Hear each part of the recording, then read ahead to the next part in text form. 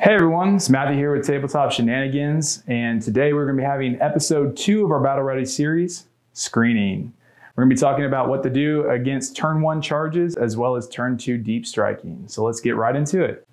But before we get into today's video, make sure you smash that like button, subscribe, hit the bell icon so you know when we have some exciting new content for you. Thanks a bunch. So today we're going to be talking about a couple of different things.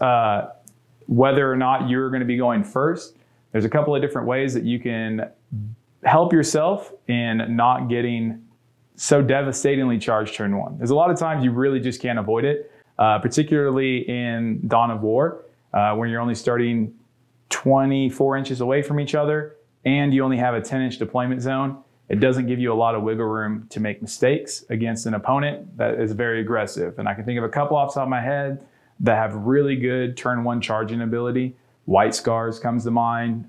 Any of the Knights, both Imperial and Renegade, as well as Harlequins, all have really strong turn 1 charges and can charge you in multiple places across the table. So it's really important that you know what you're playing against, what they have the capability to do, and as well as setting up for it as you're deploying, because it's going to start right here in the deployment zone.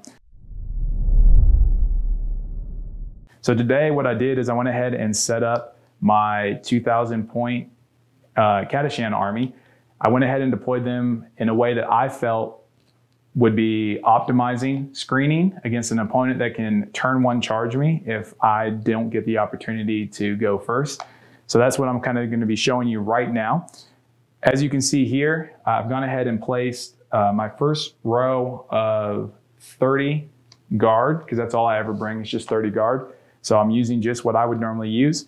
So I have my 30 guard in a row, my artillery placed to the back line as far as I could, while trying to keep most of them as possible out of line of sight from things that could possibly destroy them turn 1, and it doesn't matter if they're the charge.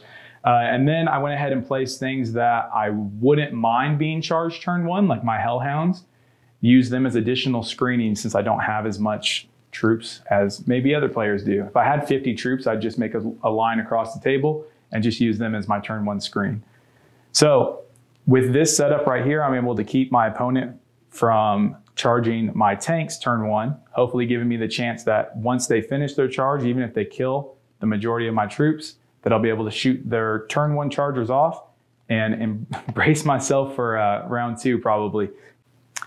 So the way that I have set up here is the same way that I would deploy if I didn't assume that I was going first, which you should never assume that you're going first, because there's a 50-50 chance you're not going to go first. So I went ahead and deployed my first 30 guys across the front line here in squads of 10. I did leave some space in between them, about the space of a guy, but I tried to use terrain features that are not the space of a guy to deter people from being able to slip around them. Now I know certain armies are just going to ignore that, or people with jump packs are just going to ignore your troops, and there's not much you can do about that. All you can do is plan for the absolute worst that you can and just make it work. So I've gone ahead and deployed them in such a way that they're pretty close together, not to leave people through the gaps. The only places I did leave gaps are here, where, like I was talking about before, I have my Hellhound part, because I don't really mind if he gets charged, because he still gets to use all his flamers in close combat. And then over here, I'm using a second Hellhound to actually block off the entrance to the right side. Behind the Hellhounds and my lines of troops, I have all of my tanks laid out. My 4 artillery pieces here, I went ahead and made sure when I deployed them that there was more than 3 inches in between that front line and the start of the tanks. So that way, even if they did die turn 1, they wouldn't be able to consolidate into my tanks.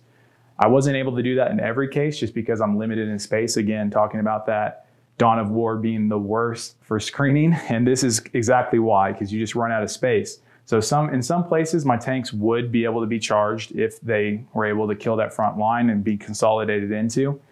And like I said, I just tried to minimize that by deploying the way that I did. And this is what I would do against any turn 1 opponent that could charge me turn 1. Now, some of you guys may be asking, why is screening so important? So I'm going to show you a little bit about that. Like I was talking about earlier, I went ahead and set up some Harlequins and Imperial Knight and some Outrider bikes that today we'll be assuming are white instead of black. So So the reason why screening is so important is because it is very easy for a lot of armies to close a 24-inch distance on turn one. And if you don't have something that you don't mind losing up front, and you park your tanks right to the line, it's very easy to lose your tanks on turn one. So if you deploy something like your tanks on the front line, I'm gonna show you how easy it is that you could end up losing your tanks, or at least just getting them locked up in combat. So they're either gonna have to be forced to shoot at the target that your opponent has chosen for them to shoot at, or they're gonna fall back and not get to shoot at anything. So right over here, I set up a unit of Skyweavers, the Harlequin jet bikes. Harlequin jet bikes have a movement of 22 inches when they advance. So deployed to the line there, that'd be exactly 2 inches away from your front line. And Harlequin jet bikes have the awesome ability to be able to advance and charge. A big knight here can move, so like this is a knight castigator. It's a 14-inch movement. With Land Strider, he gets +2 to his charge and advance roll. So if he moves his 14 inches forward, that puts him to here. If he advances and even rolls a, let's just say a 3, he would move up an additional 5 inches to here, would get +2 to his charge and only need to roll a 5 on the dice to make it into combat. And if your tank is there, the knight is most likely going to kill your tank. I put the Outrider unit over there. If we're assuming that they are White Scars, they can move the full 20 inches and still charge. So they can advance and charge. And the very last unit I have set up over there is a unit of Troop from Harlequin with the Shadow Seer behind them. They'll have an 8-inch movement, ignoring terrain, so they're gonna just skip right over everything. And then after they move and advance, they'll be able to cast a spell that has a 6 to cast, so it's pretty reliable to go off. They'll get it move and advance again. So we're talking about 20 inches of movement, just about the same as these here. They'll be able to advance and charge. The problem with troops is they're gonna get into your tanks. They'll be able to lock up multiple units because they're tiny. They can sneak in like somewhere right over here, get right in the middle of all 3 of these tanks and hold all 3 of them, or at least keep them from firing at more juicy targets later. Screening is not just super important when you're going second, it's also very important when you do get the very first turn. And there's a couple of reasons why I'm gonna show you really quick. So like we were talking about earlier, you have your big knight here that gets a 14-inch movement without advancing. So with his 14-inch movement, he's gonna be able to make it all the way up to right here. Now, with an advance roll, like I said, even rolling a 2 or a 3, he's gonna get a 5-inch movement forward.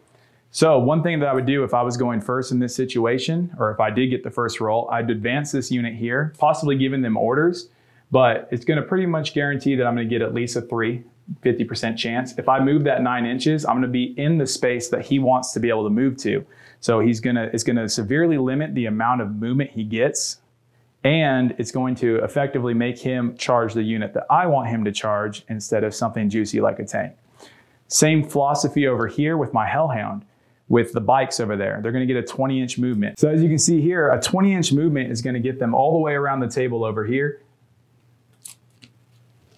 to right here. Now, again, if I had the opportunity to go first and I move my troops out of the way because they're gonna move in position to screen elsewhere, I'd be able to move my Hellhound into that position right there. So before he gets the opportunity to move, I'm gonna block off that entire entry point so that he's gonna be forced to charge my Hellhound if he wants to charge anything at all. And the Hellhound, of course, with Overwatch is gonna get 3 heavy flamers into that bike squad, and it's gonna probably do a little bit of damage, hopefully killing 1 or 2 of them. But it's all about not only screening yourself against being turn 1 charged, but if you get the opportunity to go first, it's anticipating that you're still going to get charged, but you're going to be in a much better position. You're going to be more prepared for it. You're going to be able to move units up the table to give yourself some more breathing space, as well as hopefully do a little bit of damage to your opponent before they get that turn 1 charge in.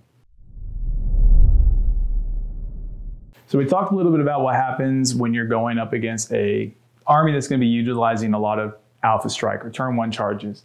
The other half of that is going to be how to protect yourself against armies that are more utilizing deep strike abilities. I'm thinking about like Death Guard, Death Wing is another one. Any army that uses Terminators or Deep Strikes, Drop Pods, anything like that, you want to keep into consideration 2 things. Thing number 1 is that when they deep strike, they can't do it till turn 2.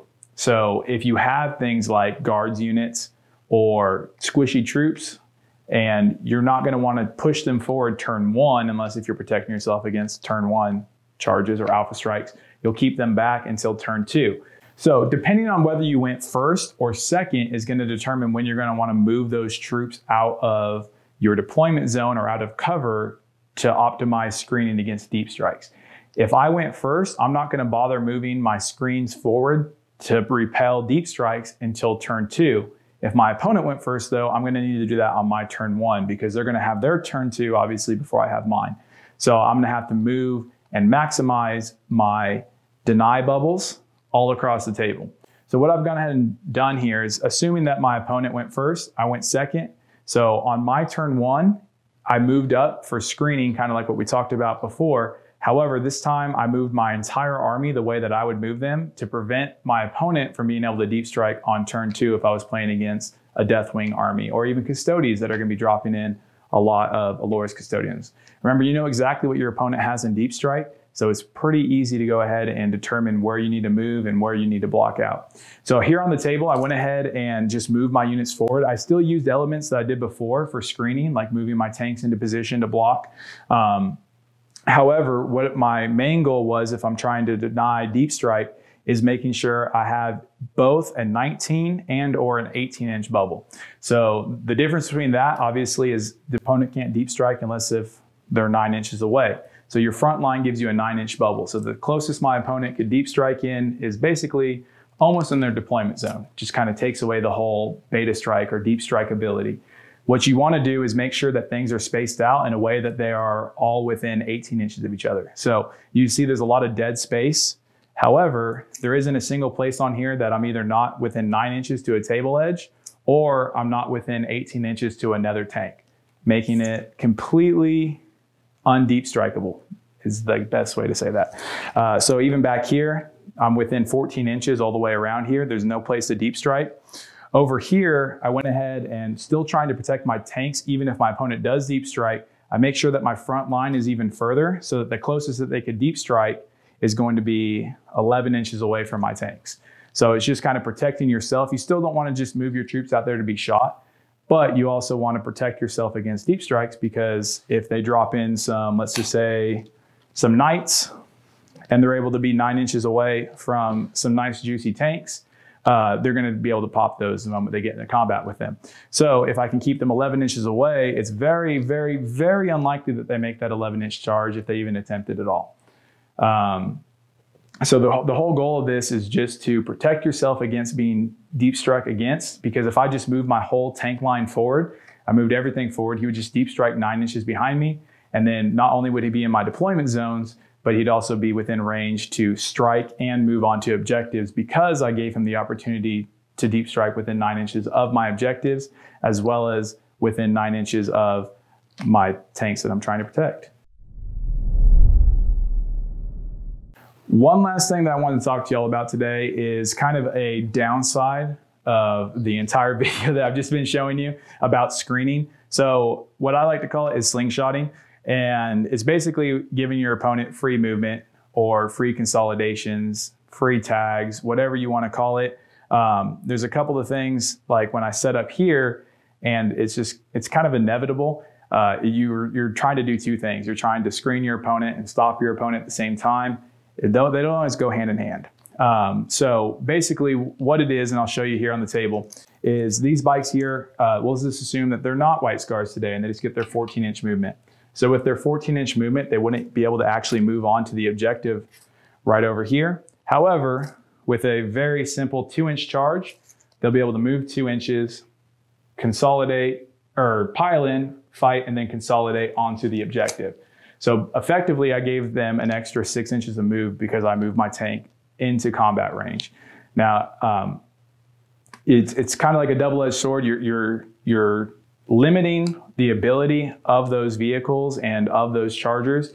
At the same time, you can't prevent everything. It's all about just making sure that you understand that it can happen. For another instance over here, you have a 22-inch move with these jet bikes that ignore terrain, line of sight, everything like that. They'd be able to move to right here on their turn.